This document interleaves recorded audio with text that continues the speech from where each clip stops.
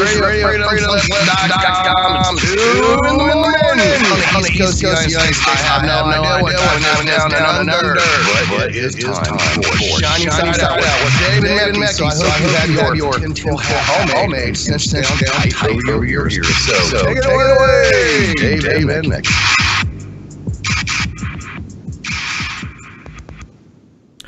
Welcome to Shiny Side Out with Dave and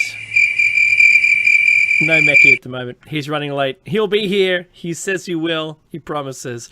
We are on WZZR broadcasting from Australia for Revolution Radio on freedomslips.com, where it's more than just radio, so jump into the chat room if you can. This is show number 276, or as Mecky says, 670 and 200. That's a big number. It's on air, online, and on your smart device, so grab an app to listen anywhere, or listen at home on a Grace tabletop digital radio. If you missed it, Solaris' show, which joins our one, we follow hers, was awesome today. I heard most of it. She had some technical difficulties at the beginning. Who hasn't had those? Boy, oh boy. If I had $1 every time I had to say, look, we're just having some problems. Anywho, she had on today, she had Tessa Dick, which is Philip K. Dick's wife, and was also joined by a co-host, Jason Jarrell. I actually think they did a pretty good job. Well done, all of you. I'm really interested. I actually knew about Philip K. Dick, but I never had ever heard his wife talking about him. Very interesting stuff indeed. Did you know it only cost $5 a month to access the Freedom Slips archives? I subscribe to it so I can catch Solaris' shows and all the other host shows, for that matter. It's only $5 a month. They just set it up to EFT. I don't even worry about it anymore. You know what? Hawk said, he's the station owner, he said, Dave, you don't have to do that. You're giving up your time. I said, you know what? I'm paying. I'm going to do this. I'm going to be like everybody else, and I'm going to pay for it. So there you go. And if you want access to all those shows, even our shows, you can do that. And it's not problematic. It's real easy.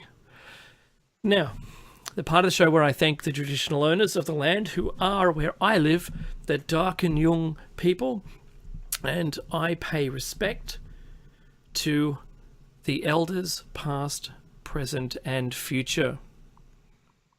You know, I worked for a company where we began that a long time ago, maybe 20 years ago, I think now it was, at the beginning of every meeting, because there was a push to trust, admire, believe in, and have as peers those custodians of this country.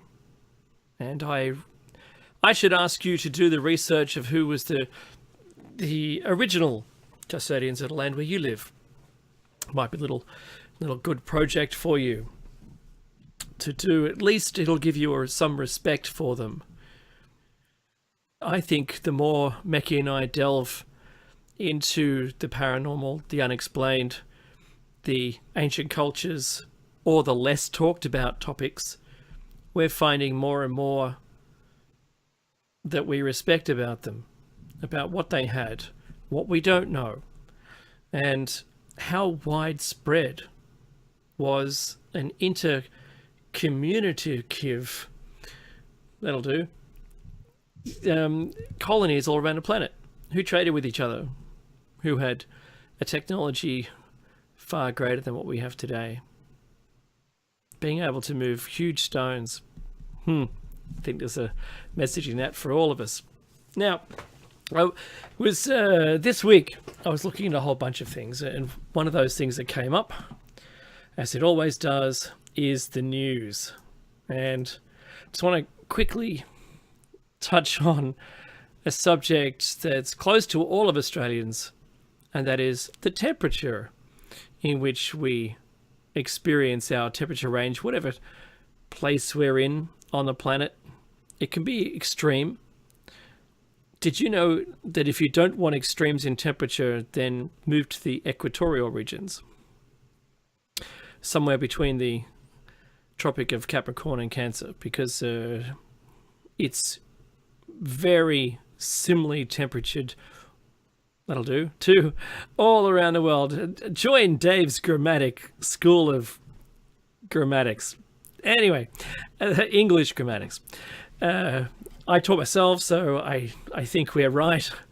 That gives me enough authority to teach others. I'm only kidding.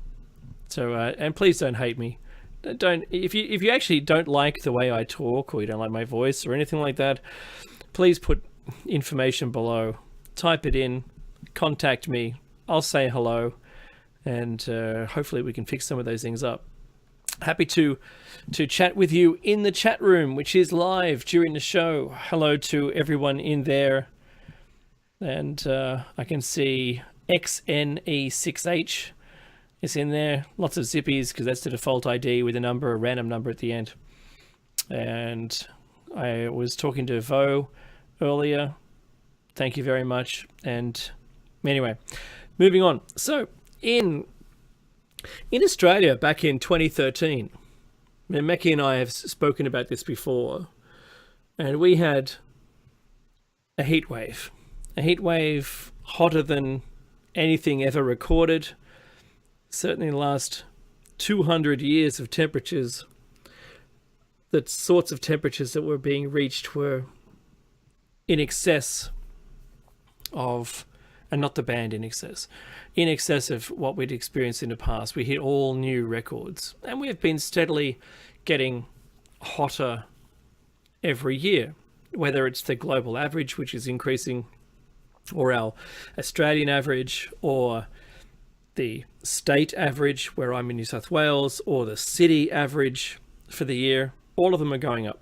There's none that are going down. Now, the problem that we faced back in 2013 in Australia was that the colours on the map, on the colour charts of temperature, we'd exceeded the colours. They'd ran out of colours. Completely ran out. We've spoken about this before. And so we had 2 new colours added, which was a black and then let's just call it a purple colour. Because traditionally, warmth or cold was either blue or like an orangey colour, a brown. So blue was cold, and going through the yellows into the reds was hot, heat.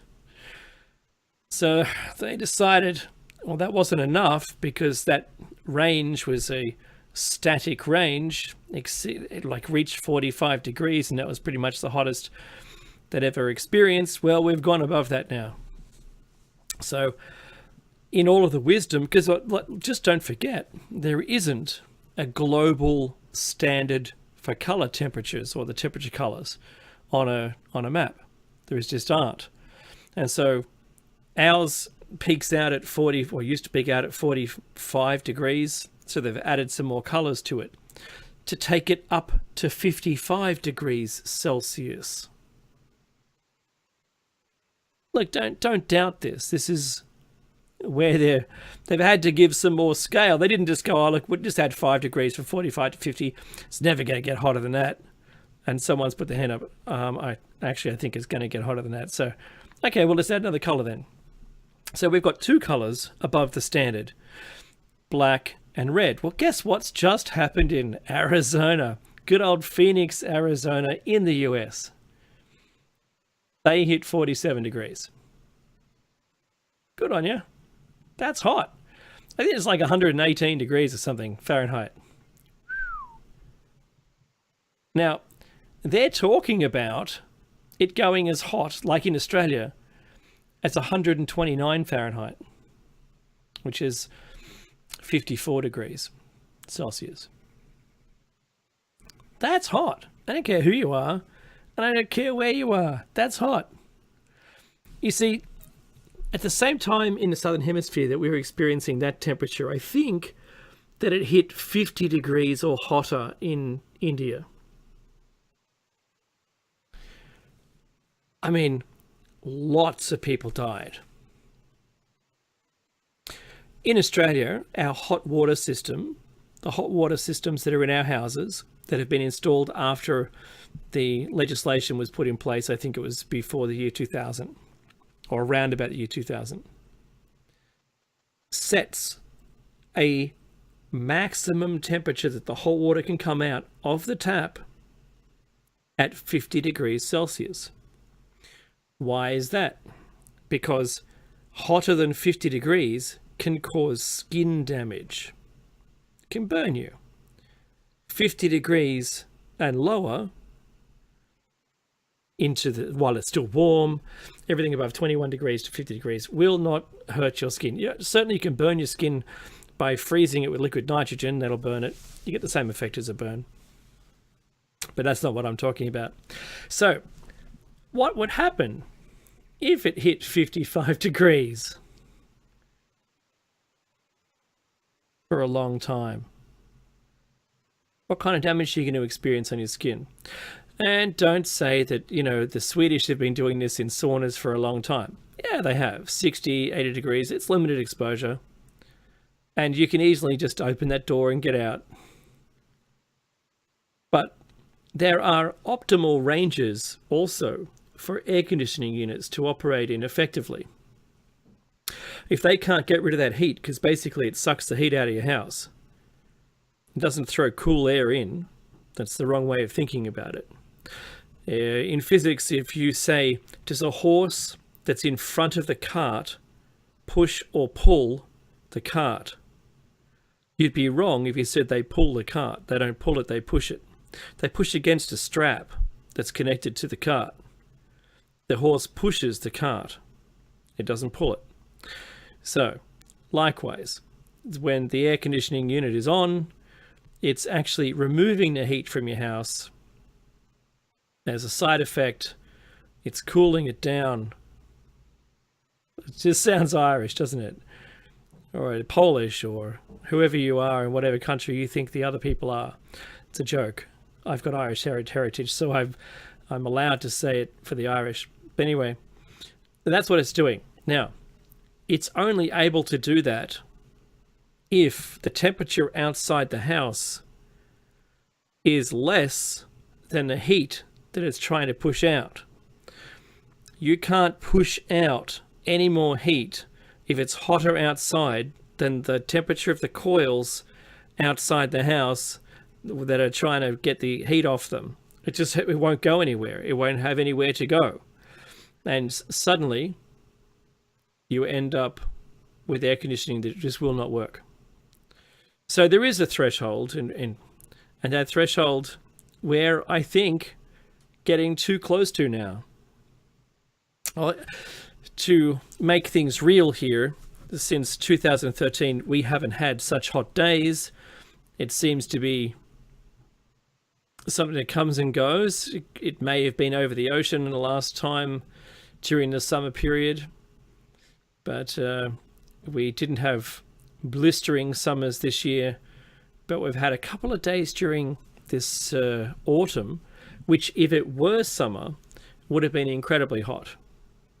Because, from one day to the next, the sun shouldn't feel any different on your skin. But this one day, oh boy, it was hot. So, those people in the Northern Hemisphere who don't know what it's like to only be allowed by the government 15 minutes in direct sunlight with UVA and B rays hitting the ground, hitting the surface, and it causes skin damage. And enough exposure can cause skin cancer.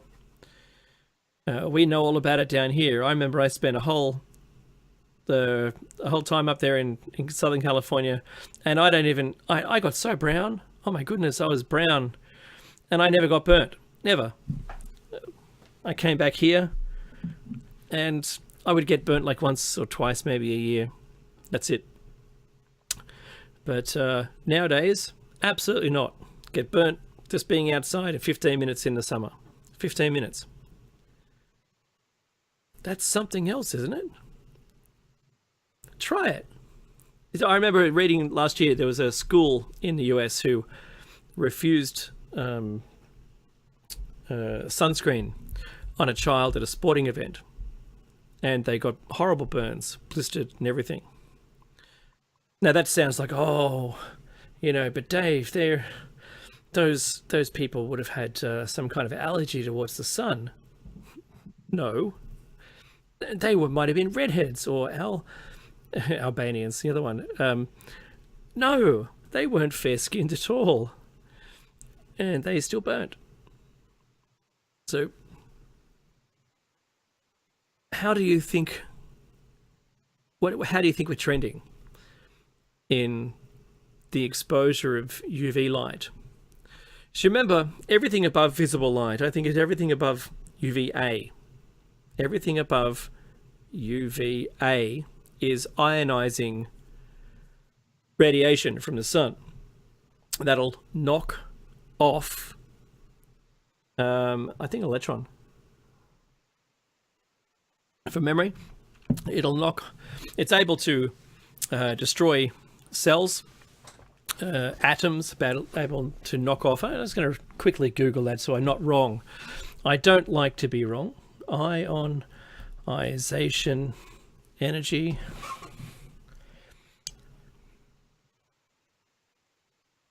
There we go. So the higher the item's ionization energy in physics, blah, blah, blah. Yep. Knocking electrons.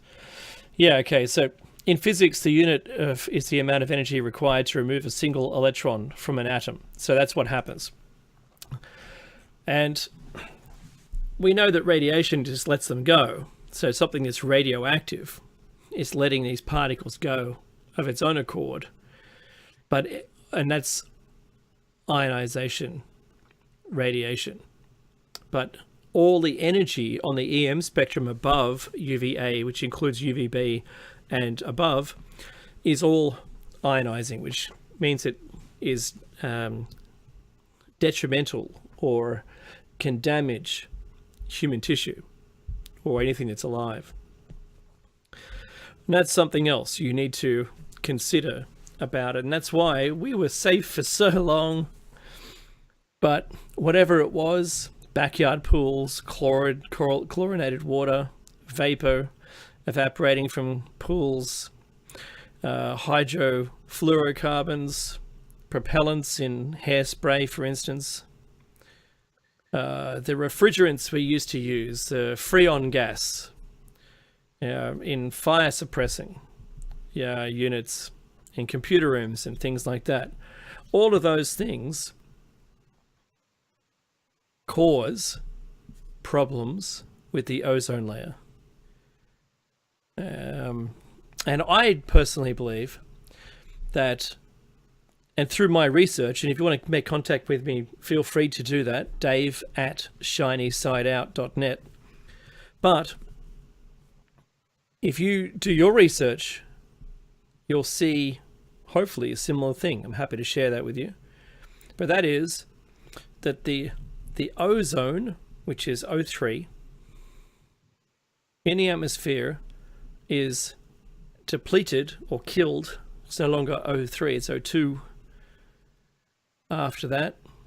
And it's because of chlorine atoms which attach themselves to the O3, decide they don't want it, spit out the single atom that they've dislodged, and then go on the hunt for another O3. That's what they do. When they got into the upper atmosphere, caused serious problems for us on Earth, where this ionizing energy, EM radiation, can reach the ground. UVB used to only make it about 40,000 feet above the ground, coming down from the sun through the atmosphere. It would be absorbed. Doesn't it raise the question to you about why the Earth is only getting hotter during the day? The sun's energy is hotter. The sun's energy hitting the ground, there's more of it. And it's more dangerous. But, and here's the good bit. So, everyone talks about chemtrails being bad. Do you know what I think they are? I don't think they're all the things that a lot of people have been talking about. And I put a lot of, I bought a lot of stock in this, so not physical money stock, but a belief in this. And that is that I think this is the government's way of attempting to reduce the ground temperature by making these pretend clouds, these clouds that over a day just seem to get bigger and bigger and broader, and they're all made from the exhaust of plane engines. Planes fly over a contrail. A contrail is a condensation trail which will last to maybe a mile or half a mile behind a plane. You'll see it and it dissipates pretty much immediately. It's not water vapor, it's ice crystals.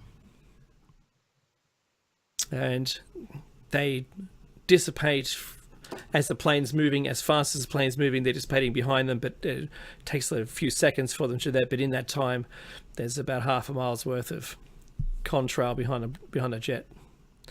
Not these days, though. You might see it occasionally, but for the most part, depending on where you are in the world, you will see a cloud, solid cloud of a chemtrail which never dissipates and just seems to grow more clouds. And in a matrix of crisscrossing the sky from all the other planes, that white reflective cloud reflects energy back out to space and limits the amount. Doesn't prevent it. It limits, because some gets bounced off and what remains will come down to the ground. Ironically, of course, it doesn't matter here because you can get burnt in full cloud. Full cloud. Cloudy sky, summer, even autumn or spring, and your skin will burn. I've got olive skin. I tan up. But even I get burnt. And it's not kind of sunburn that burns while you're in the sun, then later on it's fine. Oh yeah, got burnt this morning. But for hours after your sun exposure, it continues to burn. Damaging well beneath the surface of the skin. So in Australia, we have, an awareness, and they tell us how high the UV index is for the day. Ask yourself whether they do that in your country or where you are. Because maybe just one day you'll need to know it. I always imagined when I was a child, I imagined it some days when I got older that sun exposure would be limited. They'd say, today it's so dangerous you can't go out in the sun at all. That's what I imagined. And I think we're getting to the point where that's pretty close, because in Australia, the government made it mandatory for children to wear a hat with a wide brim. Not because it's part of the school uniform, but so they could avoid a lawsuit later on, because they already knew this stuff was going on. All the kids must take sunscreen to school with them. And they attach it with I forget what they're called. If you're going to go rappelling down a mountain, they have those clipped aluminium circle things. They're elongated pear shape. If someone knows what it is, type it in the chat room. So our kids connect those to their bags and they carry those at all times. Sunscreen. So, poor people of Phoenix, Arizona, we know how you feel. And I know Arizona it's not coastal, doesn't have sea breezes, and it's quite valley shaped, and yes, it can be a bowl that gets hot, and there's a microclimate which occurs because people's air conditioners would turn on and produce more heat from the insides of their houses outwards. Tiled roofs, are also another part of a microclimate in a city. Car engines. It's endless. All the hard surfaces, concrete, which maybe the dirt or the sands of the desert would not normally be able to retain and let out heat at a steady pace afterwards. So I'm aware of all of these things. There's less shadows. See, I always say this thing, where there's shade, there's life. And that may be more true than we would care to believe. There's more life in a forest than there is in the desert. Less shade in a desert. Anyway, so we feel for you, Phoenix. We get it. We really do get it. And I think the hottest temperature in Sydney was, or where I live was, well, I'm not very far from Sydney. It was like 45.7. We're coastal. I mean, we're like California coastal, where if the land gets hot, there's an onshore. And the onshore can't be hotter than the land because the sea, peaks out at about 32 degrees Celsius. So it's whatever temperature it is on land, because of all the surfaces and all the things I've just mentioned, and how hot it is, the air from the ocean can only ever be 30-something degrees. Can never be hotter. You can't have a 45-degree wind off an ocean. It's impossible. There's nothing there to get that hot. So that's my point. Even in Sydney, we got 45.7 degrees with a cooling 30-degree onshore.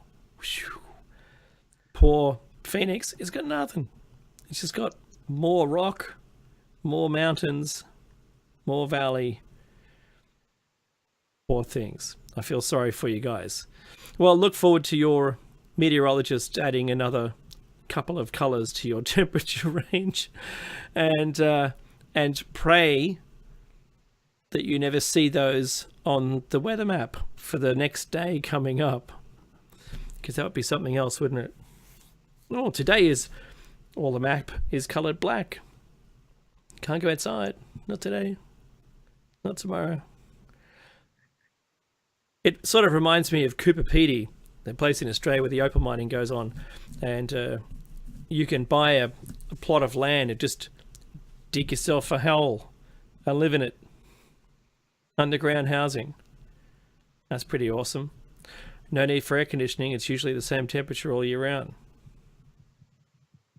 I think there's a message in that for all of us. Of course, you wouldn't want to be living in an underground house if it flooded. That would be bad.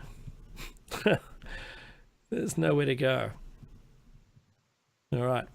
We've hit the bottom of the first hour. The bottom of it. First half an hour we've gone through. So I have a message for everyone. Get yourself some great merchandise from the station's website. Buy a CD of your favorite host shows for a previous season. Maybe an EMP-proof thumb drive with survival documents on it. Or 75,000 seeds in a seed pack. How do you get one of those? You can donate to the station and follow the instructions. That's how easy it is. Get something back. Be careful though, if you're in Australia, you can't get one of those seed packs because we don't allow the importation of seeds. Bugger. But if you're in the US, you can call in on 347-688-2902 or add Freedom Screen. And just in case you can't hear me because of my accent, Freedom Screen.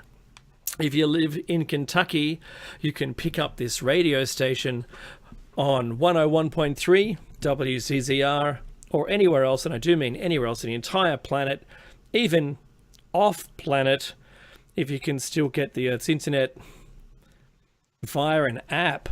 Or you could just use a search engine to look for Revolution Radio Studio A. In some app like tunein.com or TalkStream Live, there's a whole bunch of them you can get. Radio Tuner, Radio Waves. The list isn't endless, but it's certainly out there. But you can get an app like the Freedom Sips mobile app Or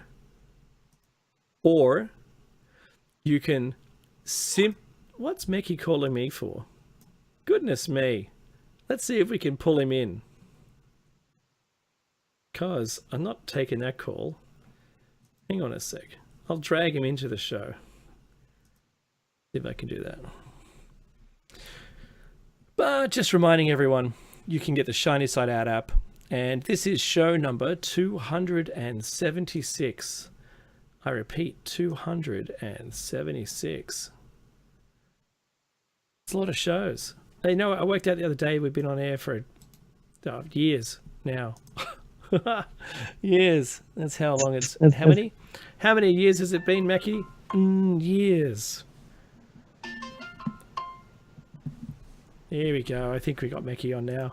Yes, we have. Welcome to Shiny Side Out, Mackie. Thank you very much, everybody. I apologize for my tardiness, but it was unavoidable.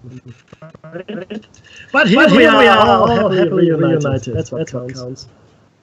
It sure does. Yes? Mackie, it does. It does count. Oh, alrighty.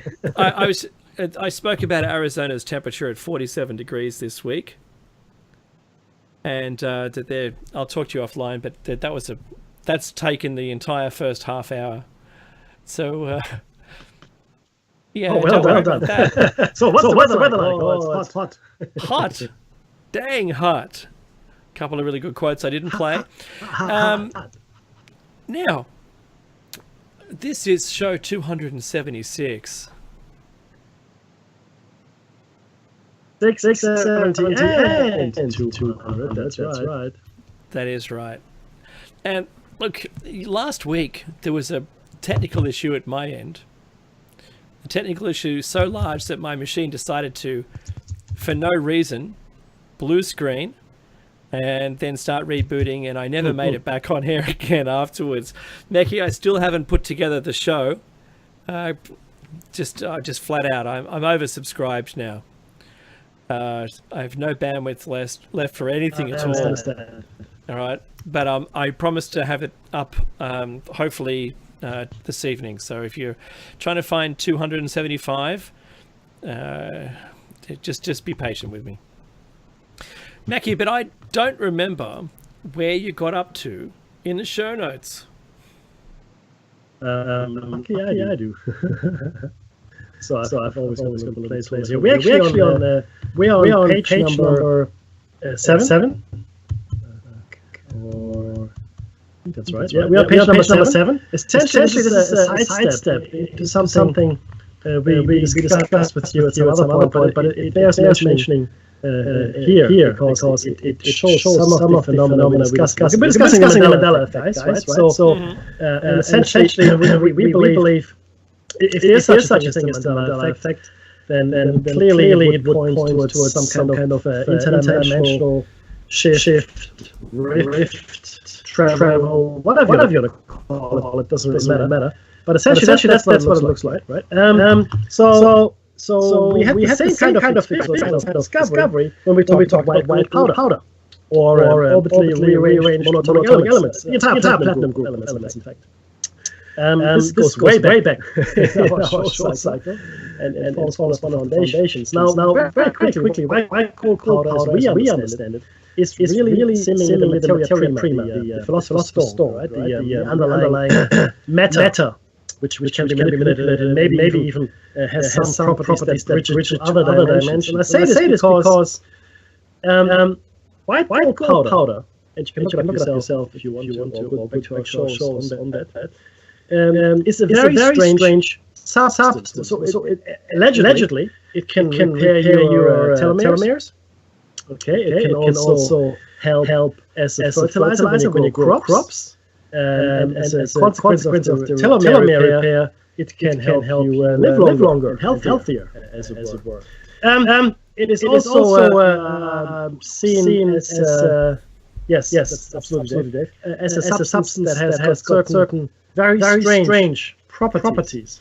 When it's heated to certain points, it loses mass. It actually loses mass. You put it on a scale. There's a kilo of white gold powder. And then you heat it up, And all of a sudden, that mass decreases. In fact, to the point of almost no mass at all. Or in fact, no mass at some point. And then as you cool the substance, it comes back. And at the end of the experiment, there's no net difference. So the question here is, where does that mass disappear to? That's the question, right? And we think, well, could potentially be bridging dimensions. Because we spoke about gravity also bridging dimensions. And what is gravity but a measure of your mass, to some extent at least, right?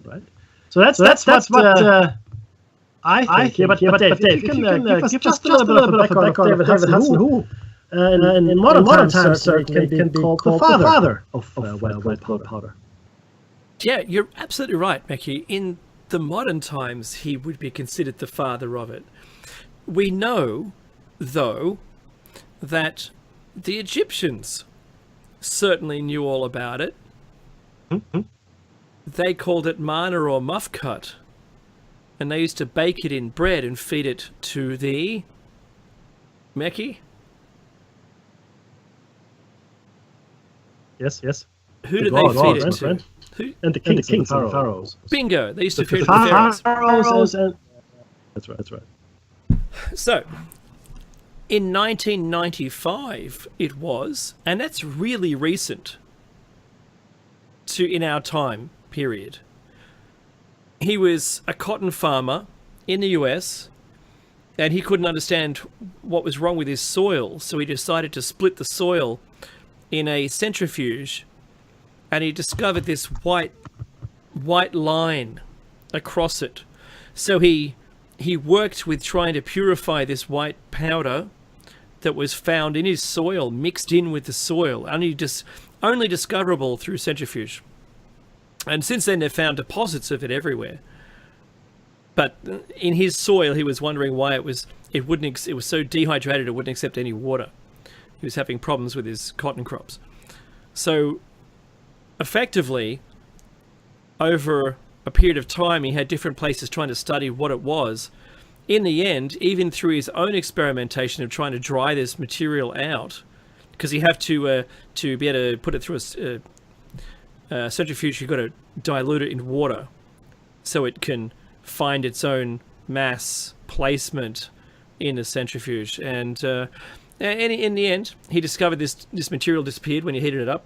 It got lighter when it heated up. In fact, it even got lighter to the extent where the pan it was sitting in was also made less mass as well. His thoughts began to race. He thought of all different kinds of things that this could be used for. You know, moving huge monolithic stones and things like that. Being able to heat this material up, and maybe that's an anti-gravity, something to do with anti-gravity. However, putting a pencil, this is the best one. This is the interdimensional proof component of the white gold powder, the orbitally rearranged monatomic element version of gold, where you stick a pencil in it, in a little pile, make a little pile, like a little sand pile of this dust, stick a pencil in it and heat it up, and it would vanish. It vanished. Vanished, I'm telling you, right? So he decided what he'd do. While it wasn't there, he would disturb the pile as if he was disturbing the pile he could see, but it wasn't there anymore. He disturbed it and then let it cool down, and the pile came back undisturbed, which meant it wasn't there in this dimension when he swooshed it all about. That means it had to be somewhere else. And if it's not here, and that other place, how do you describe the other place? How do you describe it not being there? Was it just purely out of phase with this reality? And if so, then if you're out of phase in this reality, you are somewhere else. You've gone right. You don't just vanish like invisibility and disappear.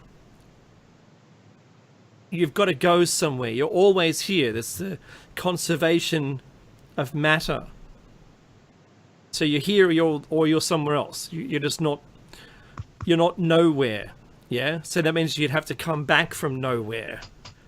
So this is that whole thing. So I think the whole mystery around around the orbitally rearranged monatomic elements was only a mystery in mainstream science. The Russians seemed to know all about it. They even had a way of detecting it. Yeah, that's true. So, not trying to have this. In fact, we should say here that it was the Russian.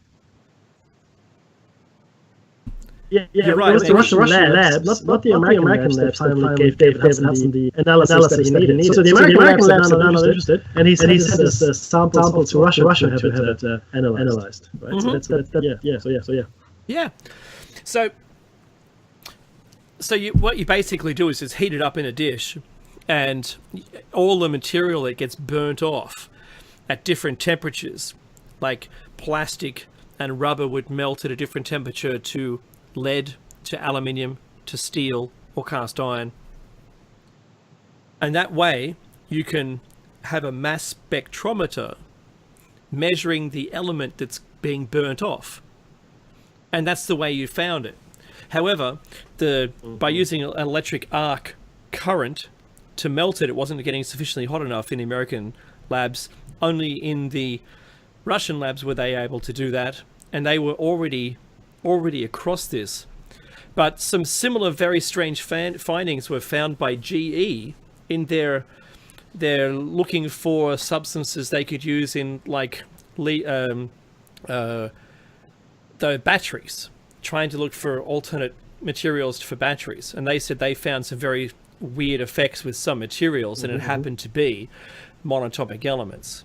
So this whole new avenue of elements. Now, Mekhi, I'm just going to bring this the other way. I'm going to have a look at it from another perspective, and that is hydrogen and helium.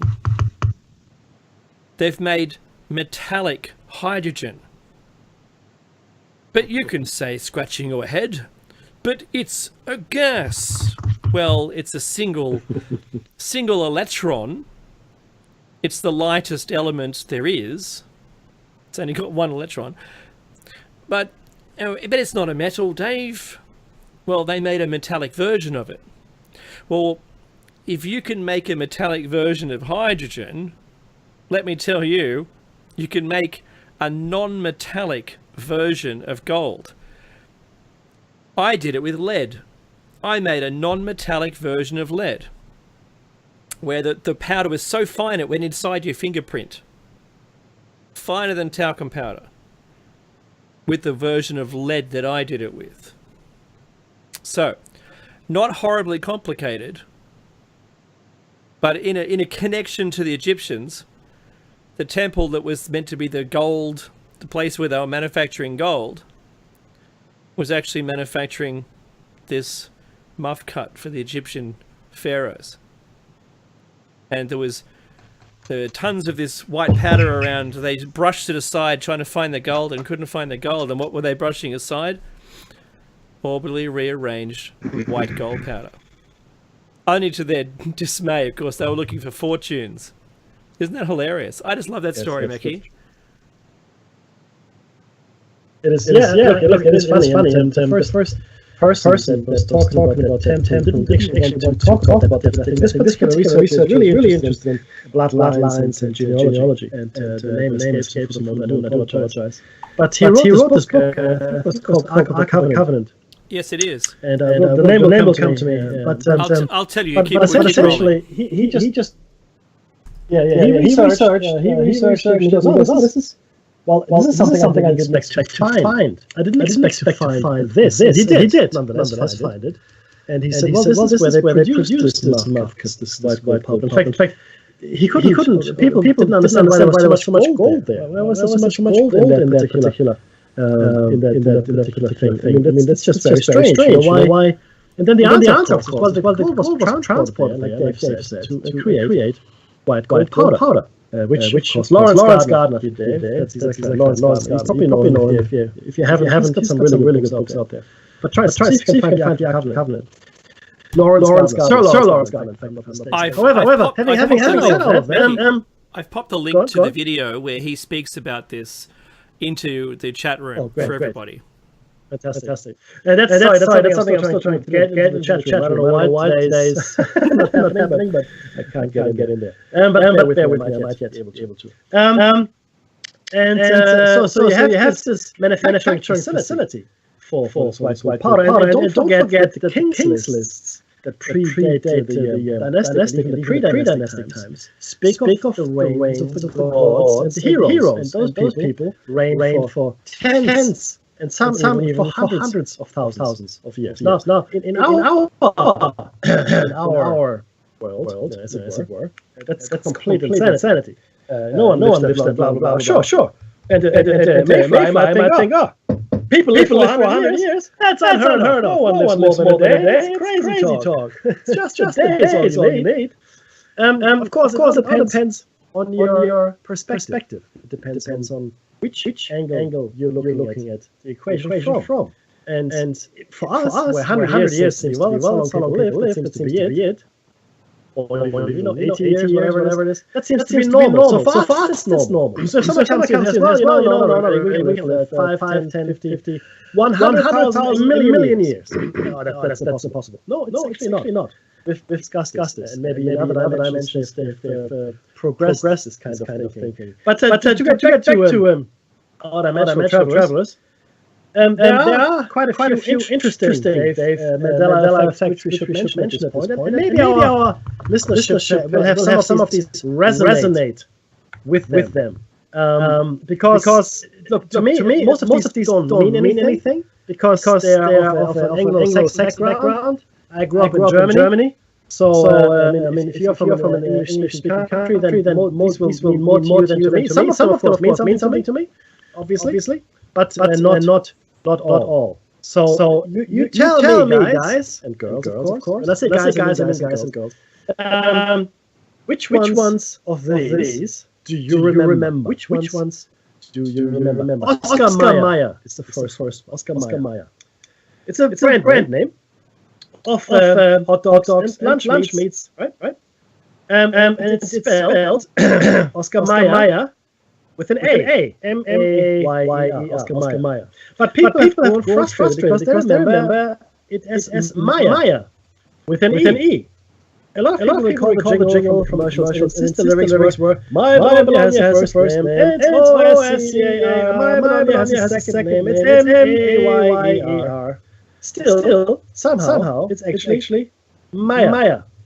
Though many people think that's the real Bologna here. So, guys, what do you remember? Now I have no recollection either way. We didn't have the brand Oscar Mayer in Germany, so I don't care. But the point as you go through this example, you will see what we mean. The point is that if you were to shift dimensions, obviously, if you were shift dimension where Hitler had won the war from here, then the world is very different. You probably wouldn't live very long. You probably wouldn't be very successful surviving that kind of dimension. But if the change was a letter in a brand name, what's the difference, right? Now you could say I mean, it doesn't really matter. You're right. It doesn't. Not in the scheme of things. What does matter is the fact that you possibly change dimensions. That's the kicker here. That's the important fact to take away. Did you change dimensions? Maybe not. And it's innocuous enough to matter. But I would expect that if there were these accidental shifts in dimensions, right? Design, not actually occasioned by anyone. I would expect these changes to be completely innocuous. I would expect these changes to be very trivial, right? Nonetheless, you have shifted dimension. So you have proven that particular thing, the process, whatever it might be, the accident. What the differences are doesn't matter at this point. You have actually shifted dimensions. Like I said though, because they are rather harmless and completely irrelevant, does it not bear investigation nonetheless? Most people would forget about it, but I think we should. So today, what's the next one here? I'm still caught up in that one. See, in Australia we didn't have Oscar Mayer wieners. We didn't have Oscar Mayer as a brand, and I just googled it, Mickey, while you were speaking, and everybody is saying the same thing. It's out there. Right. I mean, this is out there. It's one of those things that people remember, that the jingle, but it's not spelled like that anymore. So what happened? I love that. There's actually the show, I like this one because we used to watch this, Sex and the City, or is it Sex in the City? I thought it was in. Well, see, it's Sex and the City. But many people insist they remember it being in the city at some point. Some people even posted pictures of old memorabilia that have that supports their false memory. But it can't be a false memory if they've got something to prove it. That's right. Isn't that extraordinary? So I know. I remember Sex in the City. Sex in the City is something I remember. That's right. I know. And we used to watch the show. And it does my head in, Becky, and I keep coming back. I know that every third show that we put out, or every single show, we talk about The Matrix. Yes, the Matrix movie. Hey, Becky, by the way, did you know Solaris had on Philip K. Dick's wife? No. Yes. Really? Yeah, Tessa Dick. Yeah, absolutely. And they were talking about his work being, in her words, stolen and put into the Matrix, because the concepts in his book were the concepts that the Matrix movies portrayed into his... Completely. Yeah, that's right. And so this goes in line, the Mandela effect goes in line with what he was talking about, and I still think this is true. I think maybe we're being shifted into an alternate reality, or whenever something monumental that's supposed to happen doesn't happen, because it's on our timeline, we all get shifted, we shift rails. And these things are from the other reality that get bled into ours. They're all sort of getting merged in.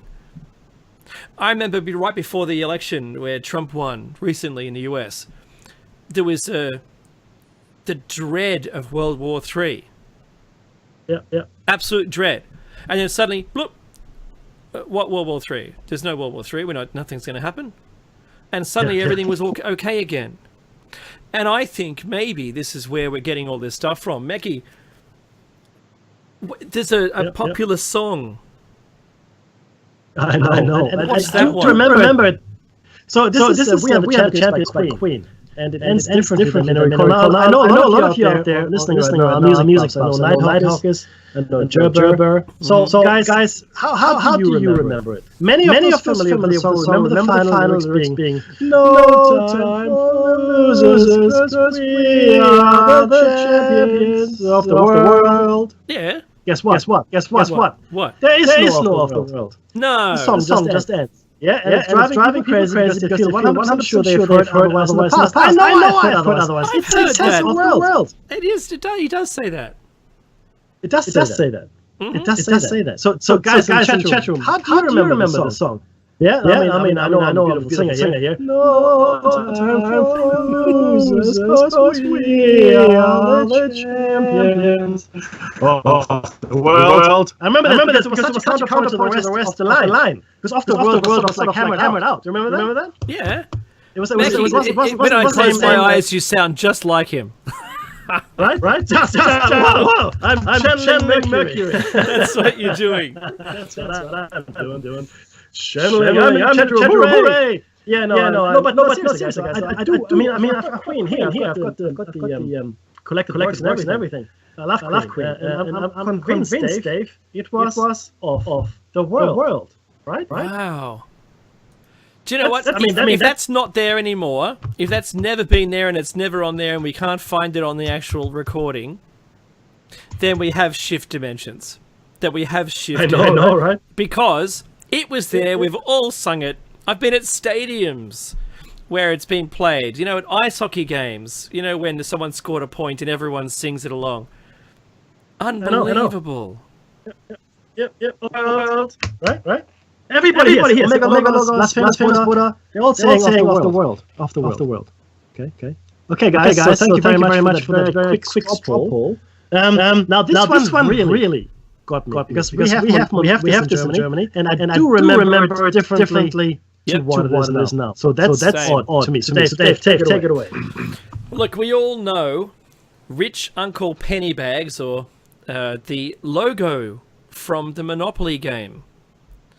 We've got an example here in front of us, which is him holding the rim of his top hat in one hand, the other hand grasping a large bag of money with a $sign on it. That's what you're going to carry down to the bank, isn't it?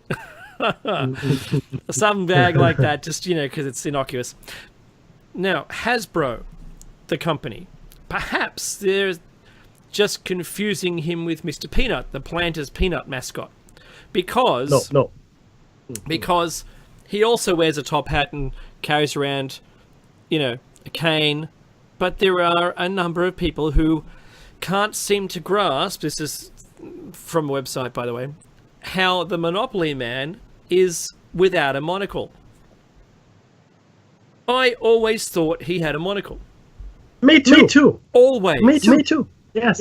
I remember animated like this is maybe this is complete insanity false memory, but Germany there was an animated Monopoly Man, which Pennybags, whatever. The point is they make advertising the Monopoly game, and he was dancing around, and when he was dancing around, his monocle fell out. Really? Right.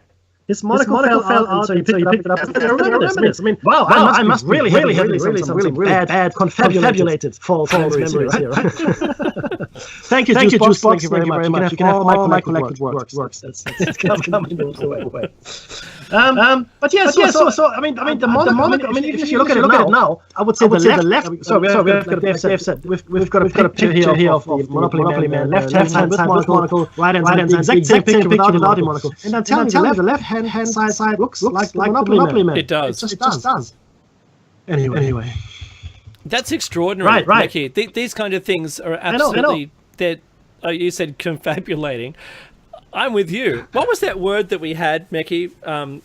Like in show 90 or something. Crassitude? No. Severius? No. Yes, I like Severius. And cromulent. That was perfectly cromulent. But they're from The Simpsons. But we had another one, which was a word that was a. Anyway, let's not worry about it. Right. No, we'll get back to you on it. Yeah. So that's all. Now the next one is of Pikachu. My kids would know this one. Yeah, exactly. So this is a fairly recent thing. This is it. People remember that there was a black mark at the end of Pikachu's tail. But if you take a look at Pikachu now, there's nothing. There's no black stripe at the end of his tail. Now Pikachu is like it's a Pokemon, right? Mm-hmm. Now the question again. Who remembers? I mean, this is for the younger listeners, I guess. Comics. Who remembers Pikachu having a black spot? Now again, I can't talk to this. I was never really into the Pokemons. So I will leave it up to the younger listeners to comment on that. But hey, see again, I need to make this point. I'm sorry, I've said it again. These are the changes I would expect if you accidentally slipped into a dimension that was close to you. Obviously. I believe the multiverse is more like a book. Or even if it's a bubble verse with the brains, I think that similar universes touch each other. So I think the more like universe is closer to your universe. You know what I mean? That makes sense to me from a self-organizing principle. It doesn't have to be that way, but it makes sense to me. So as you are shifting universes, even if it's only one or two, these are the changes. These are the differences that I would expect. That's what I would expect to see. And this is the first age. Make no mistake. It's important to understand. It's an important point. This is the first age in living memory, historic memory, even, where we can compare all of these things and mass. The only reason, the main reason we can compare all of this as we do today, and the way it has become endemic on the internet, because we have the internet. All of a sudden, millions of people can, tens of millions, hundreds of millions of people can get together and look at something. Right? Together. At the same time. And they go, hey, no, that's not what I remember. No, that's different. That didn't exist 10 years ago, or 50 years ago. That capacity. We simply couldn't do it. You know what I mean? Even if you, as an individual, you look at the next one, you see the change they have. You probably go, I misremembered it. I probably misremembered it.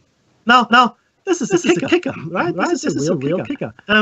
Because it is only the technology we have today that allows us to share.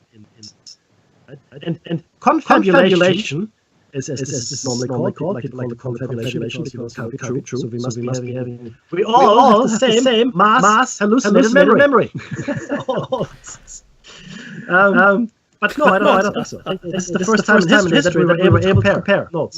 That's the first time in history. Anyway, Dave, the next one is probably the most famous apart from Mandela, but it is the most famous and the most talked about and controversial. Also the most named, if you will. It's only one letter, but please go ahead. You're right that it's only one letter. It's only one letter difference.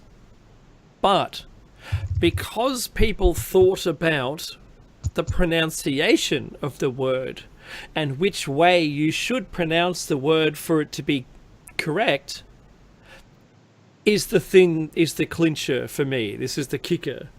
Because Berenstain or Berenstein bears are actually called Berenstain bears. I mean, Mekki said this last week, and there's no alternate pronunciation for Berenstain. It's Berenstain. That's it. Whereas looking at a word and seeing whether it's, for me, Mekki, it hits home. Because Berenstein, don't know.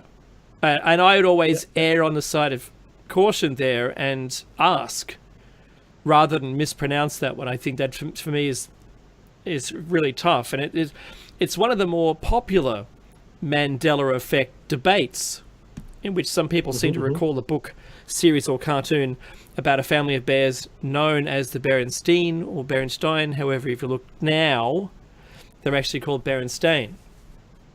Now, I would like to be able to, in this instance, because there'd be reprints or original prints or things you might be able to find a copy of this somewhere where maybe they did change that name. But if they hold true and say, you know what, no, it's always been Berenstain, then doesn't that raise another question? And this is the Mandela effect. I mean, this is it.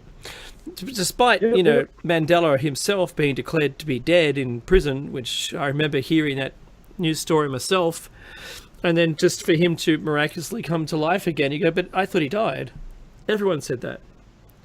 Yeah. So, in the same way, this is how confounding it is. And this is why this is now a thing, the Mandela effect, because it looks as though we've changed realities. Mekki, I was reminded of a movie, and the movie is... Yep, I get it. Thanks, Juicebox. Juicebox says, Dave, it's always the second letter you pronounce, i.e., sounds like E. Alternatively, EI sounds like I. Thank you very much. That's tremendous. Mekki, there was a movie where there was two planet Earths rotating around the same sun, our sun. Yes. Second. It's called the second. No, I found it on the internet free. I read about it on the internet. No, I saw it when I was a child. It was a black and white movie. And there happens to be simultaneous rockets of exactly the same materials, same shape, same people in it, because it's a mirror image of Earth. And they fly around the sun, don't see each other. It is a mirror version of Earth. And when the rocket lands on the other planet, it's exactly the same person. Except they land on a planet where everything's reversed.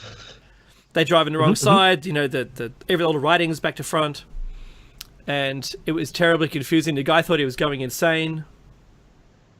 And it was very interesting. And look, that same kind of concept right now is people are questioning themselves because of these things and saying, oh, on a single person, Meki, just between you and me, if it was only me with only one of these items, I'd say, well, maybe I'm just remembering it wrong.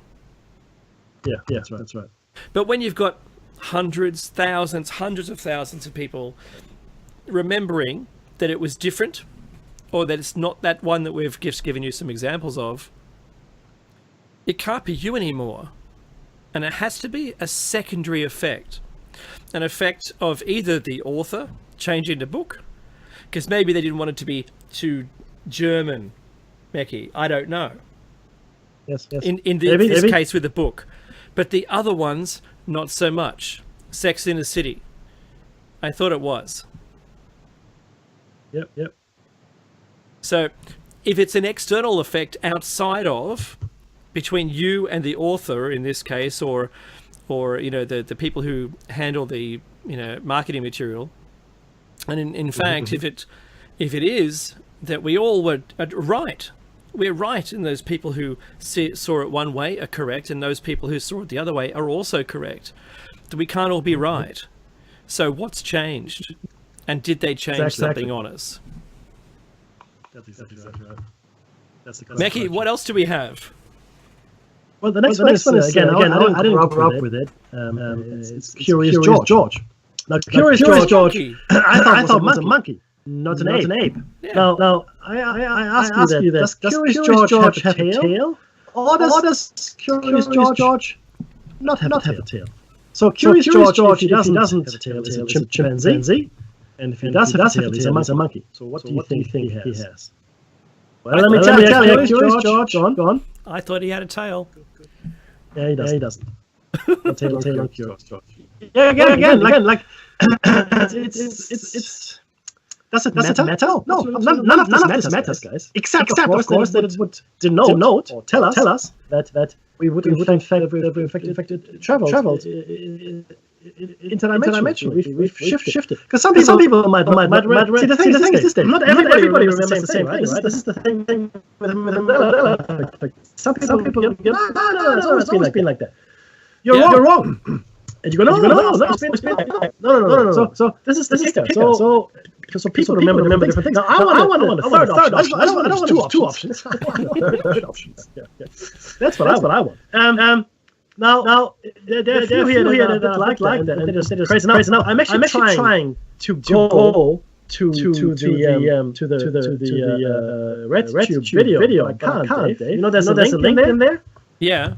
Remember the I can't. It doesn't exist anymore. Where it has the Berenstein. Where it has a Berenstein apparently logo. Oh, really? I can't get to it. Yeah, I can't. So, it's very strange. But sorry, that was Curious George, my friend.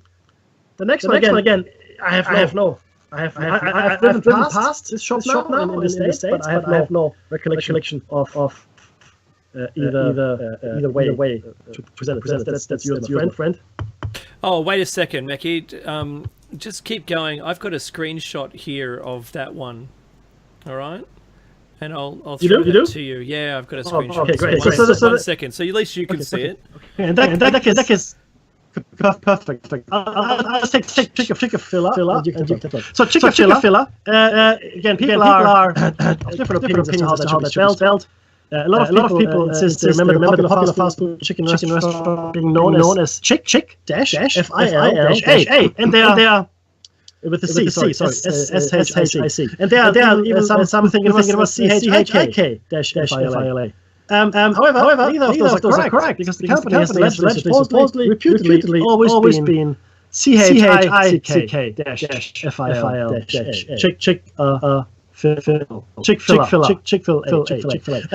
So CK, not K on their own, but CK all along. Oh, here we go.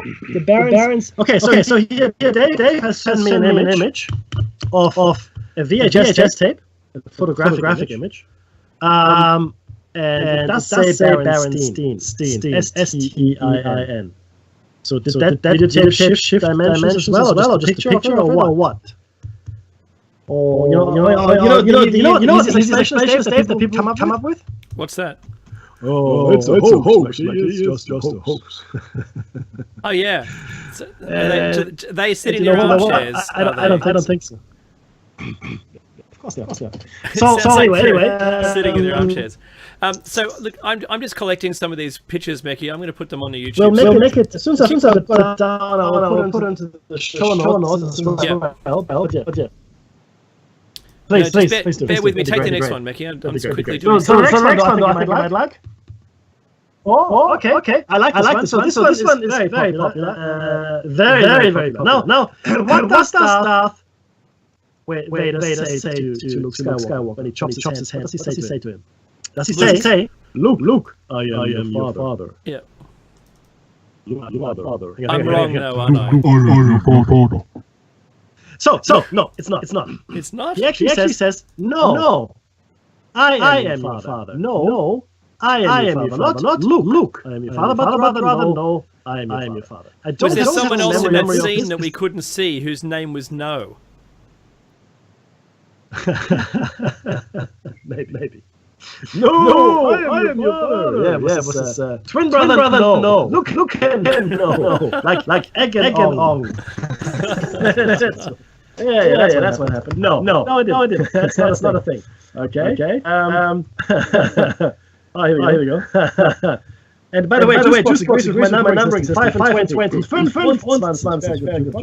Arithmetically, it is easier. Okay, so no, actually, it's not these days. It says no. I am your father. I am your father. Dave, would you like to take the next one? In a minute. I'm still working. I'll Keep rolling. So the next one is Star Wars yet again, and it's C3PO. Now this surprised me because I watched Star Wars when it first came out. All three movies. That is. And watched many times since on VHS. And actually, VHS never watched on Blu-ray or disc. So everybody seems to remember that C3PO was completely gold. Completely gold. And were thrown off upon discovering that he supposedly had a silver leg the entire time. And a lot of the memorabilia also doesn't feature that silver leg. Needless to say, surprised fans who have seen the film many times, yet never noticed the distinct feature on the popular character. How do you remember C3PO? Or is it just a matter of your mind filling in the blank that you expected to see? Okay. So was he silver? Or did he have a silver leg or not? No, apparently he did. I didn't know that. That's news to me. I thought he was always all golden. But I could be obviously wrong. Mandela. Mr. Rogers' theme song opening line is different than people remember. Again, I have familiarity with it all. With this also, so you are the judge. Listenership. During the Mr. Rogers' neighborhood intro, he'd sing a little jingle that many people remember beginning with the line, "It's a beautiful day in the neighborhood." That's not what it was though. Instead, clearly states, "It's a beautiful day in this neighborhood." Oh wow! Which doesn't sound right. Those who feel like they know the correct wording without the shadow of a doubt. Do you know what I mean? Yeah. Know it? So is it a beautiful day in the neighborhood, or is it a beautiful day in this neighborhood? I have no opinion on this one. I have no opinion. Neither do I. Number 12. People think that the Mona Lisa is smiling now, but she used to be emotionless. That's an interesting one. A lot of folk talk passionately about and insist that the Mona Lisa has changed somehow, because they remember her having a straight face, but now they feel it seems as she's got a little bit of a smirk, a knowing smirk that seems there. Now look, I know that paintings in the museums can be not the original, just so that in case something happened to it, the original is tucked away safely. Like I do with my kids' DVDs. When I get a DVD for them, I rip it and I give them the copy. They can play it and scratch it as much as they like. Because I'm sick of having to rebuy stuff over and over again. And I'm legally within my right to do so. So to make a backup copy of it, which I only let my kids have. Anyway, Mackie, I don't know about you, but I remember in my world, she wasn't smiling. Definitely was not smiling. No smile. Yeah. No smile. They always said her face was inscrutable. And she had this expression on her face, which wasn't a smile. It was something, but it was certainly not a smile. So now they're saying there's a smile. You know, funny little trivia. A lot of people, some people in the art community that know what they're doing believe that Leonardo painted his gay lover as Mona Lisa. So you got a tip for you. Yeah, I know, right? Completely unacceptable at the time, of course. Completely unacceptable. So this is Mona Lisa, famous, maybe one of the famous women we think of all time. In fact, have been a man all along. Or is this also another Mandela effect? I don't know. But yeah, Dave, I'm with you. Definitely no smile. The next one, I'm stumped because I look at either and both look right. So this Kit, it's crazy, right? This is Kit Kat. Yeah. Kit Kat. That's Kit Kat. You know the famous snack. You have a break, have a Kit Kat. Does it have a dash between Kit and Kat or not?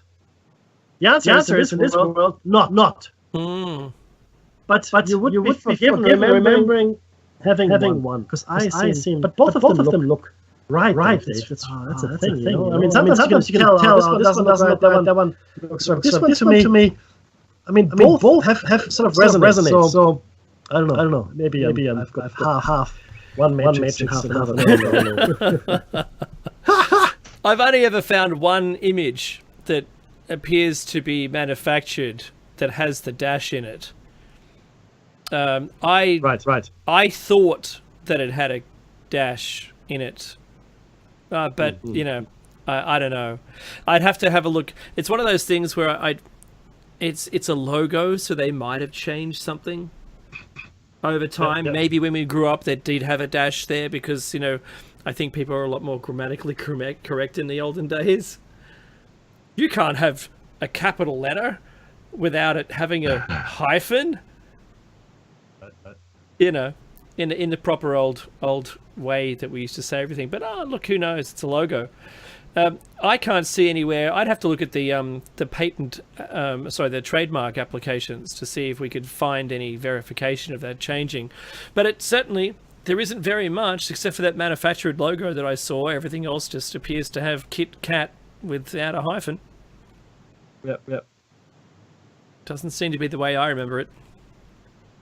But, you know, I remember biscuits and wagon wheels, Mackie. Wagon wheels were much bigger in the olden days.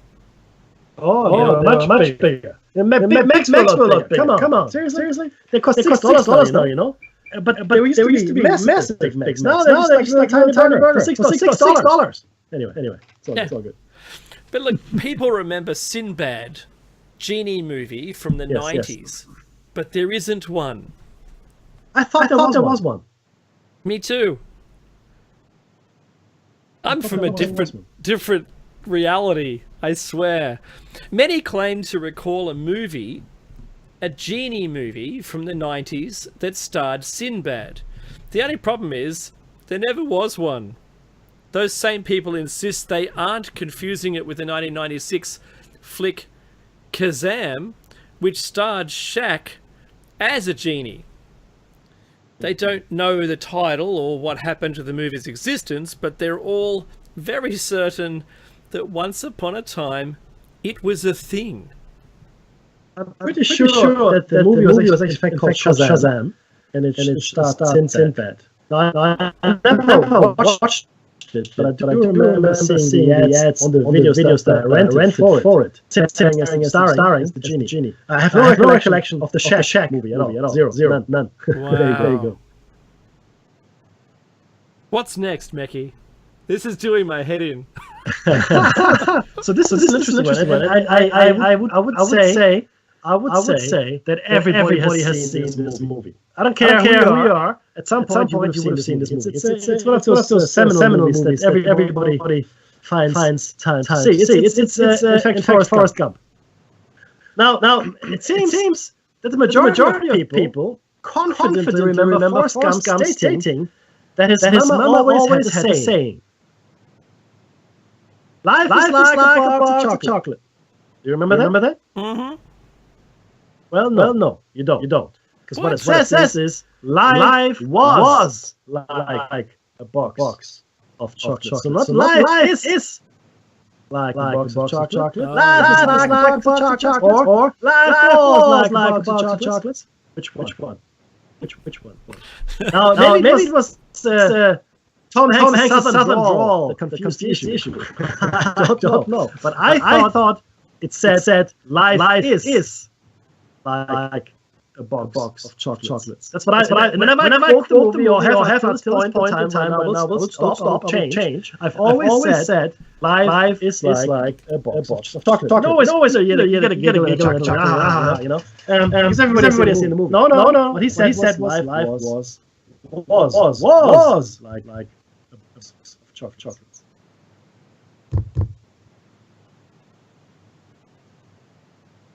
I'm floored, Mecky. I'm floored right now.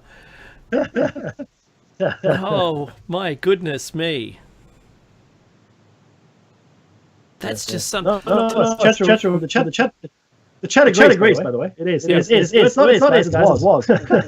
Absolutely true. I would play the clip, but we wouldn't be able to put our YouTube up.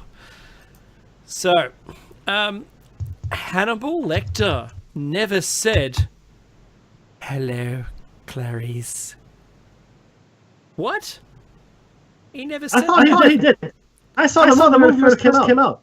I went on a date to see. That's a good one. She came. That's a definite good movie to take a date, because they're going to have to put their arm around you, scared to death.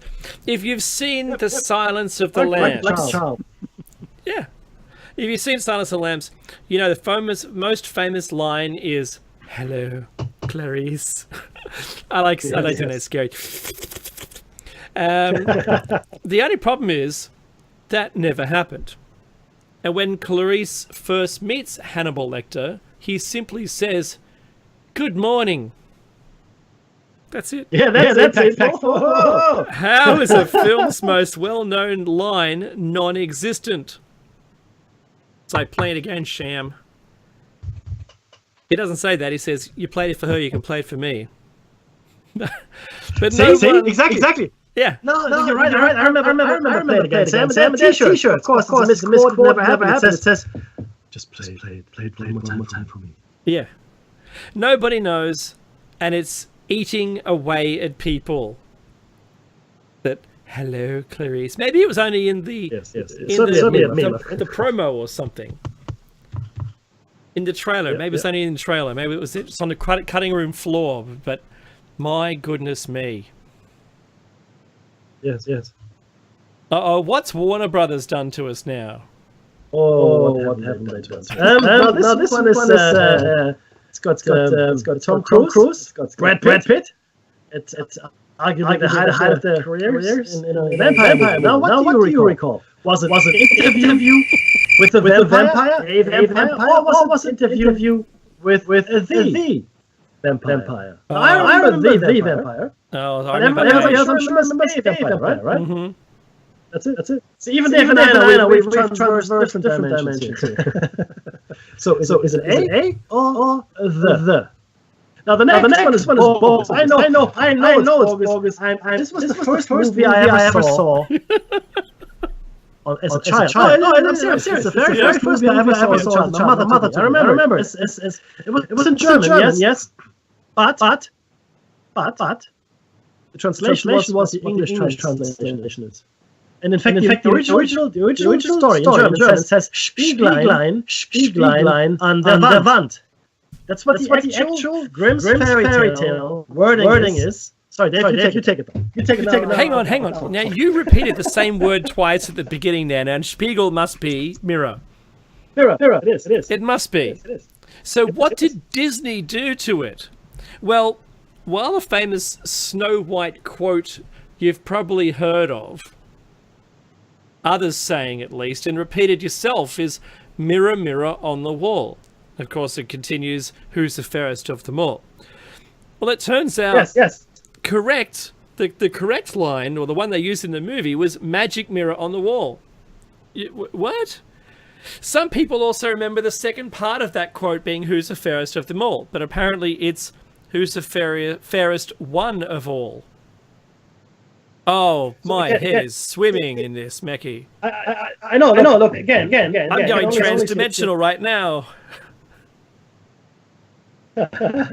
Juice box. I'm not German anymore. No, I'm not German anymore. I'm Australian. But the point is, the original line in the fairy tale says Spieglein an der Wand, which means mirror on the wall. Who is the fairest of them all? Who's the fairest of them all? Not one. Fairest one of all. So again, the problem here could be, Dave, I'm saying the actual fairy tale is in fact mirror on the wall. That's what people remember. Mm-hmm. But then the movie may have just had a different line. Because the mirror on the wall, that's the actual line from the Grimm's fairy tale. It definitely is. Mm-hmm. Maybe legal. Maybe the Disney legal team said, "Oh, we don't want to have to pay them any royalties, so let's change it." But they've been dead for 400 years. Doesn't matter. Actually, that's not true. They were I think they've been dead for 250 years. It doesn't either way. It's no good, right? I mean, dead is dead. Anyway. Number 19 here is Jiffy peanut butter doesn't exist. What? 20th. What? This has been 20th Century Fox or television. It's called Jif. That's what it's called, even though people remember the popular brand of peanut butter being called Jiffy. And having a campaign that told mothers they could fix their kids' snack in a jiffy. Jiffy has certainly been embedded in the minds of many, and it was even spotted in American Dad during an episode in which the character is uncovering a conspiracy. Ooh. Now I remember Jiffy. Look, as a thing. I do remember Jiffy peanut butter as a thing when I came to Australia. I haven't seen it on the shelves for a long time, but I thought that was a thing. Clearly, not seemingly. And the next one falls in the same category. And I could have sworn that Kellogg's this time had something called Fruit Loops. And fruit is spelled F-R-U-I-T. Fruit Loops. Mm-hmm. Okay. But no. Okay. Don't tell me that's not which one is it? So which one is it? Is it fruit? F-R-U-I-T or fruit? F-R-O-O-T? Which one is it? Well, it's actually fruit. F-R-R. It's double O-T, mate. It is. Now, I remember fruit. Though I remember not Fruit Loops, like spelled correctly, but rather Fruit Loops, like fruit, and then the loops. I never remembered the two O's. I never remembered the two O's. But again, it's I don't know. So you guys tell me Fruit Loops or Fruit Loops. Now the next one, no way. I take this from the article, by the way. No way. That's right. Dave. Go, please. What's that? All right. Okay, so I'll put the whole thing in here. So Gabby Dance, from her article 14, Mandela Effect Examples That Will Mess With Your Brain.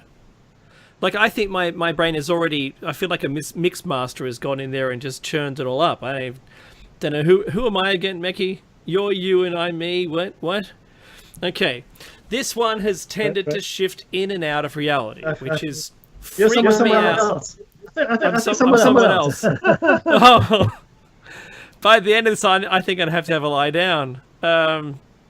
This is which has freaked me out throughout our research. Just under 1 week ago, the Flintstones was spelled without a T as the Flintstones. Today, I went to Google it and saw that it had changed from Flintstones to Flintstones and was back to its original spelling.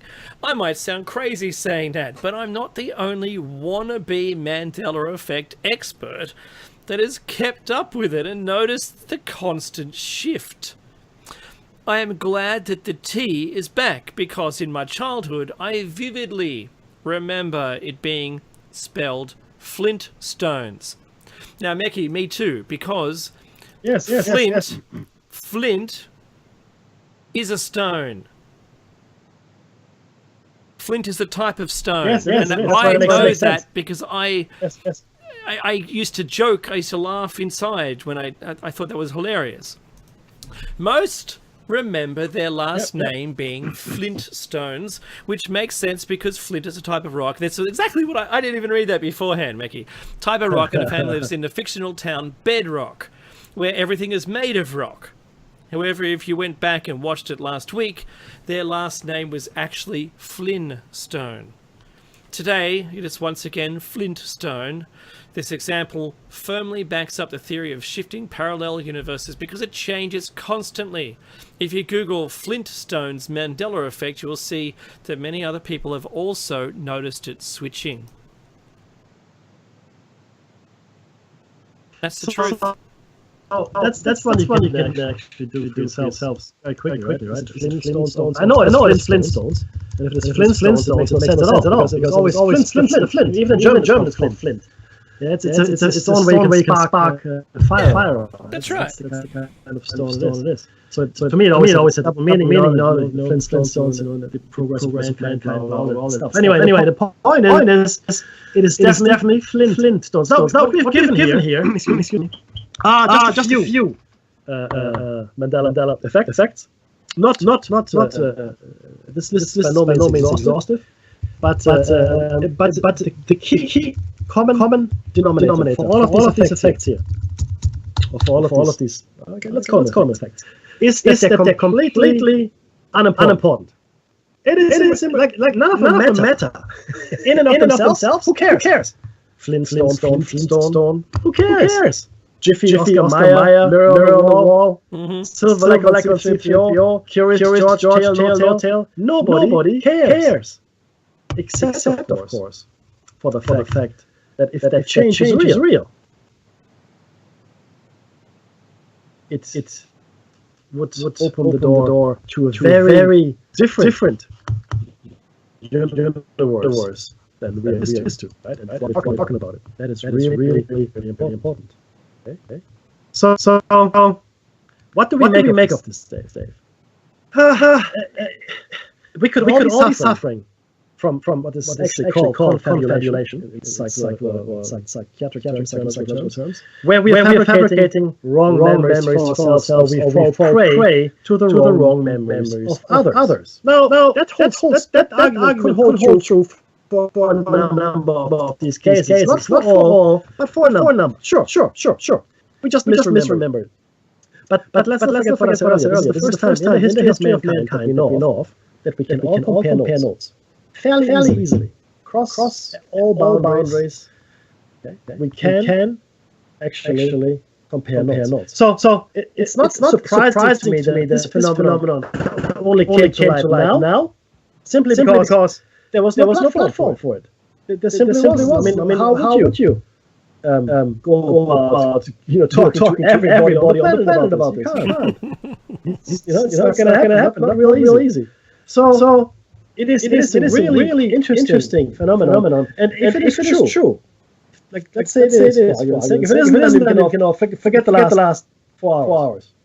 Irrelevant. But if it is true, then we are in fact living in a multiverse that is not as rigid or perfect as we were taught to believe. I mean, clearly, if these rift shifts, whatever they call them, happen, and some of us remember something, others remember other things.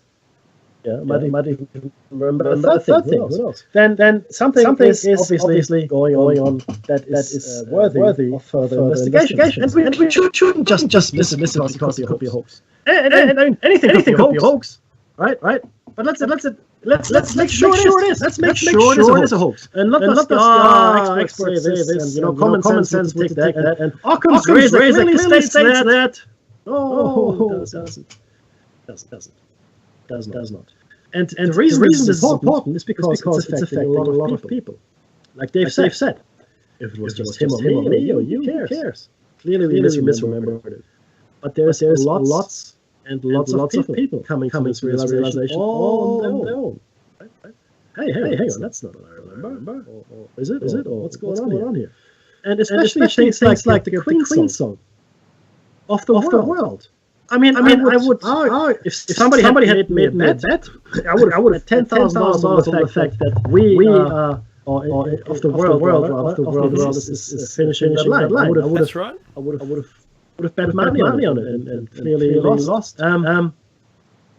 So I mean, okay, let's say it's not even mention something in our minds. Well, then maybe we should open our minds here, guys, right? Let's look at what's happening.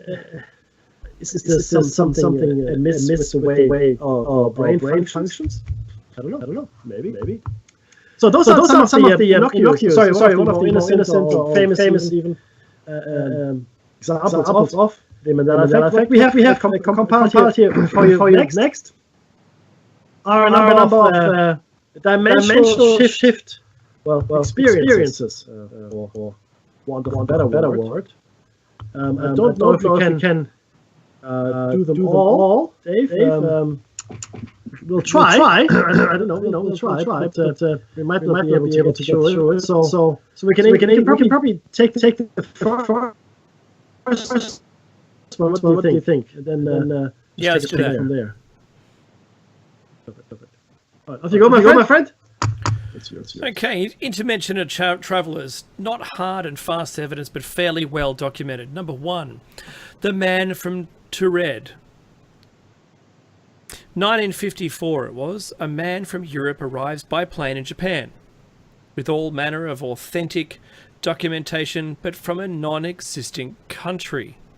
As the airliners from other nations arrived and passengers deplaned or disembarked, the new arrivals queued as they always did, waiting for their interviews, inspections, and the anticipation of having their passports and visas stamped so they could embark on their way towards the hustle and bustle of Tokyo. Now, back to normal 9 years after the end of World War II. But what started out normally soon developed into puzzlement and the amazement when one of the arrivals had flown from Europe presented his passport. The travel documents claimed he was from a country no one had heard of in their careers. Even the most senior customs officials were stymied by the passport that in every other respect looked authentic. According to the passport, the man was from a country named Toored. Taured.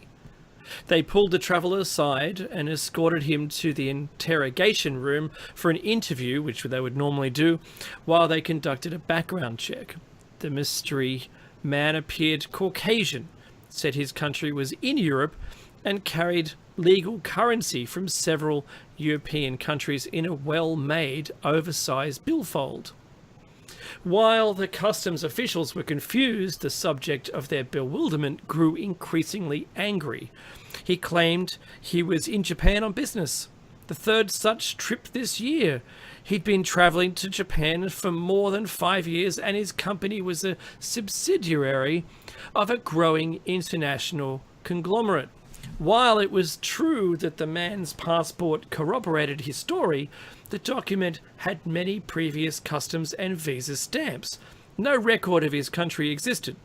And when the company he claimed to have pending meetings with was contacted, they stated categorically they'd never heard of him, nor of the company he said he represented. Equally puzzling were the man's other documents he carried, a driver's license issued by his country. But the country didn't exist.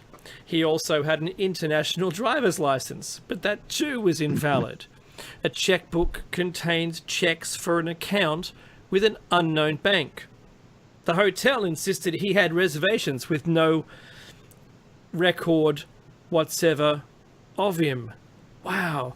The man spoke several languages, including Japanese. He said his native language was French, and when shown a map of the world, expressed what seemed to be a genuine shock that his country wasn't on it. He told officials that Taured was located where the Principality of Andorra, part of Spain and part of France, was showing on the map. He was adamant that no such country, Andorra, existed, and his country had existed for almost 1,000 years. That's a huge time shift, Meki. I know, right? After being detained in the airport cramped security room for almost 8 hours, the customs officials took pity on him. They sent him to a nearby hotel with orders that the mystery visitor wait until a decision was reached on the matter. At the hotel, 2 immigration officials were given orders not to permit the man to leave his room. After eating a small supper provided by the hotel's room service, the man without a country retired for the evening. Now, this is the bit I like. The guards maintained their post in a hallway outside the hotel room throughout the wee hours of the morning. At no time did they hear any sounds coming from within the room. The next morning, the guards discovered the odd European had vanished. The only exit from the room was the door they watched, and the only window had no outside ledge and was located far above the busy street. My goodness me. Meki. Yep. No, right. So people say that. I mean, maybe it'll be a hoax, maybe this, sure. But my point is just very briefly before we go to the next one. This is the kind of thing I would expect if you number of universe. So if you come from a neighboring universe, argument's sake, you would have things like a missing letter or a different logo for brand, something like that.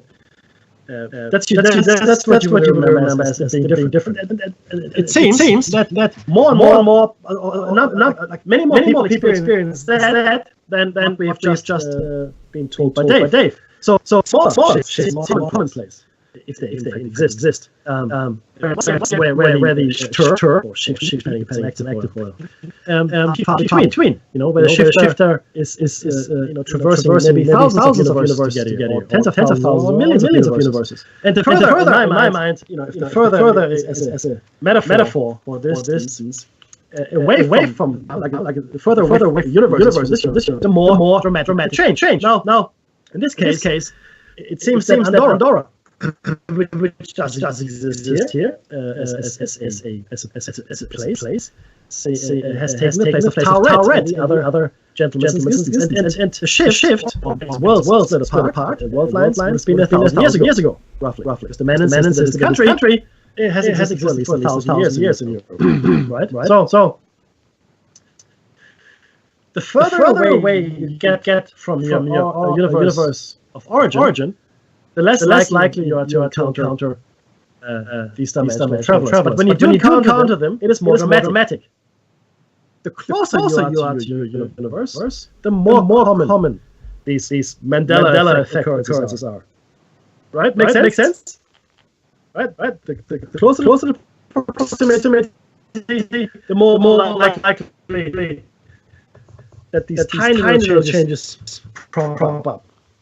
The further away you get, the less likely is that you will encounter someone across very many of these dimensional travelers. At least not officially. It's quite possible that these people will be locked as they may not be speaking of, may not be familiar from culture or customs. So quite likely, if they do exist, like people maybe Jane and John Doe that you find dead. But there are also Jane and John Doe that are not dead. That are simply, can't make themselves understood. They're thought to be insane, talking to voices, living in the street, under bridges. Maybe some of those are dimensional travelers. They simply cannot get a grip of this reality. They cannot understand what's happening to them. I mean, imagine yourselves.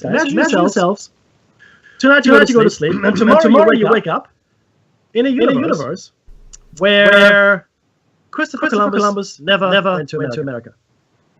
The Mongols over in Europe, there was no Renaissance. The European nations that you know never existed. That you have some caliphates and some Mongolian nations.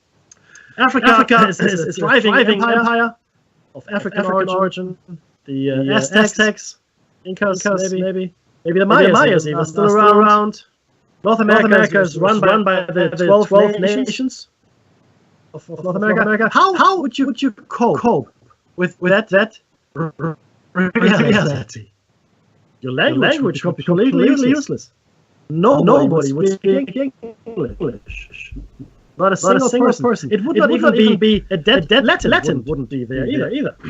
Most likely. Maybe some kind of specialized thing. So if you had to think of Latin, right, you might be able to make yourself understood some very special words. Right? The kind of world that you would be in, you understood. Understand the customs of the culture. So every step of the way you're bound to do something wrong. Jail. Maybe execute. Maybe they have some kind of equivalent of an insane asylum. They'll throw you in there. That's your fate. Okay. Because it is horrendous. They put no marker for you to orient yourself on. You simply couldn't understand what was going on. And that's what might be happening to these people. I mean, there's other examples like Man from Tau Red could be one. Next week I think we'll share the story of Joseph Warren with you. In fact, some have him called here? Joseph Hopper. Well, so the different ones. It's another one from 1995, which is very interesting. But there's also one, Dave, if you can remember, because we don't have the show notes.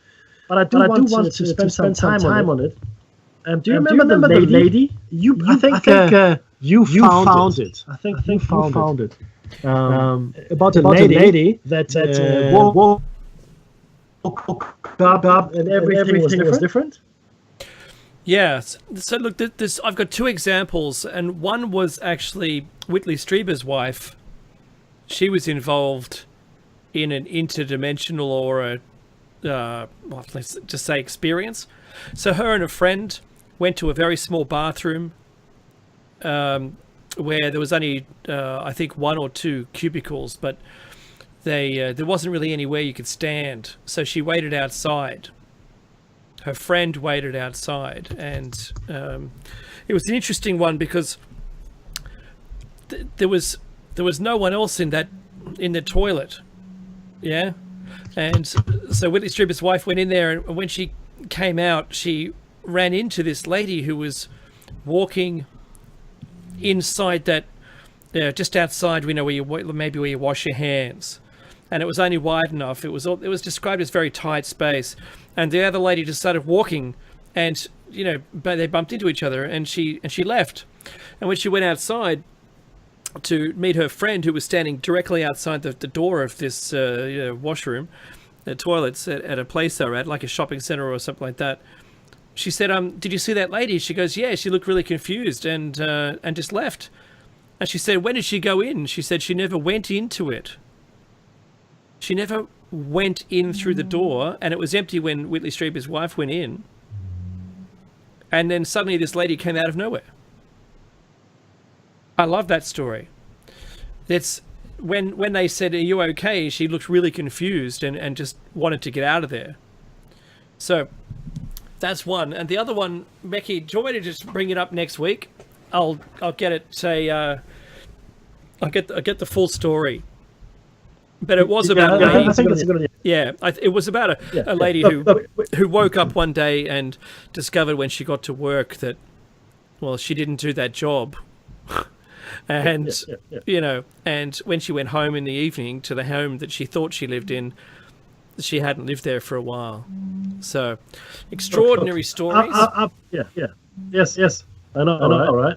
Now, I do want to do the next. In fact, we'll update the show notes a few more stories and more detail as well. But definitely. Now, just in closing, because we only have a few minutes left. I want to give everybody a quick quote from Charles Ford. Now, Charles Ford, you know, is a gentleman who lived about 100 years ago now. Who went around looking at things quite mysterious. Cats and dogs raining down from the heavens, frogs as well. Other strange things. So anything that these days is strange is usually called Fortean as well. After Charles. Now he said this.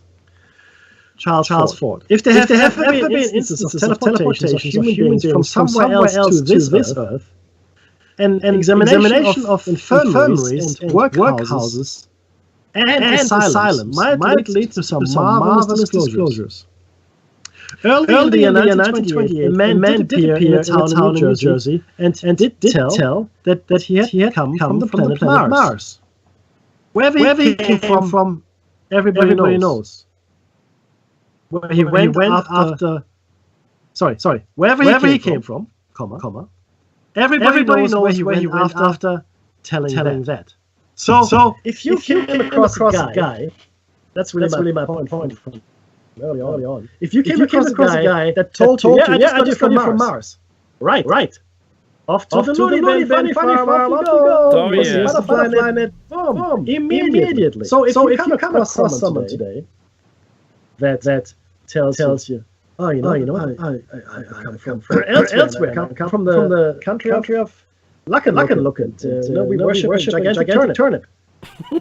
Yeah, clearly, you are not normal. Therefore, you're going to the loony bin. See, that's the problem, guys.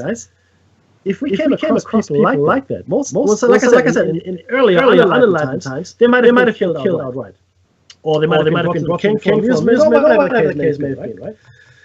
In a very few cases, like in the one with the Shanix week, that happened in 1851, very few would they actually be investigated. For the most part, they would have ended up somewhere else, somewhere where they will not be examined, investigated, or further disturbed the common peace. Mm-hmm. It is just how we function. Right? I mean, Charles Ford is right. An examination of infirmaries and workhouses and asylums might lead to some marvelous disclosures. Now, we no longer have workhouses per se, but we certainly have homeless shelters. We don't really have infirmaries, but we got hospices. Again, I guess shelters for the indigent. We have that. And we certainly still have asylums. So how many people commit that Jane and John Doe's? Right? Maybe people can't communicate. Most of them. Right. Yeah. See, that's the thing, guys. So that would be a really good thing to go to a sanatorium and interview anyone who thought that they were adamant that they were from another dimension. But that's the problem, Dave. I'll tell you what the problem is. Let's say we do that. Let's say you and I are going to go. Let's go to the loony bin and interview some people. So we go to the loony bin. And the guys say, well, what are you doing here? What are you trying to accomplish? And we tell them, that you know what would happen. We'll be in there quick smart. We're medicated.